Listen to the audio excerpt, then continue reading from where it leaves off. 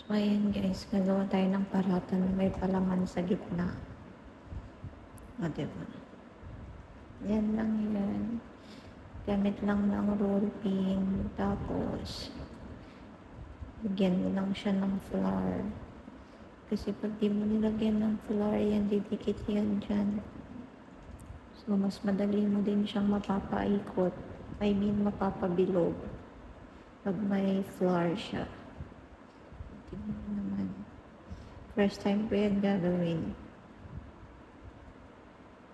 Actually, napanood ko lang yan sa biyanan ko. Ginaya ko lang. Tingnan natin kung maganda siya. Magandang kalalabasan niya.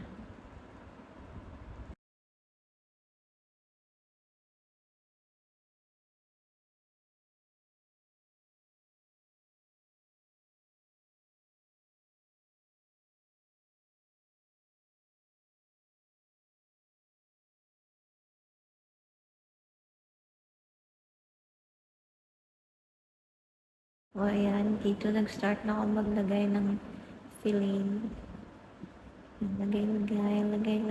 Request yan ng asawa ko. Tapos ayan, nalagyan natin siya ng cheese para masarap. O, tapos patungan mo na siya nung binibilog ko kanina. O, ganyan lang siya.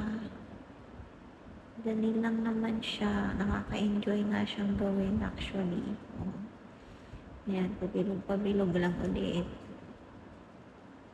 Dumating yung asawa ko dyan. Kita niya nagbibidyo ako. Pawis na pawis dyan ang auntie nyo. Kung alam nyo lang.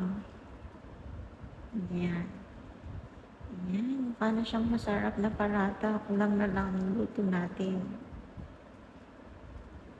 Siyempre, ninaalis-alis ko yung excess flour dyan kasi magiging dry yan pag di mo inalis.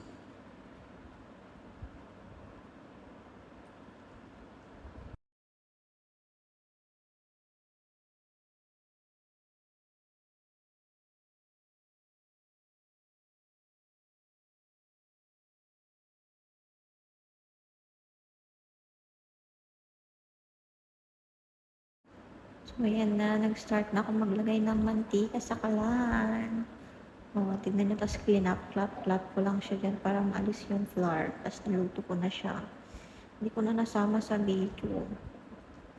Ayan, gumawa na ulit ako ng iba pa. Start na akong gumawa.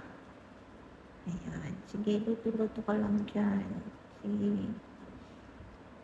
Luto-luto. Baka masunog. Yan lang ang buhay.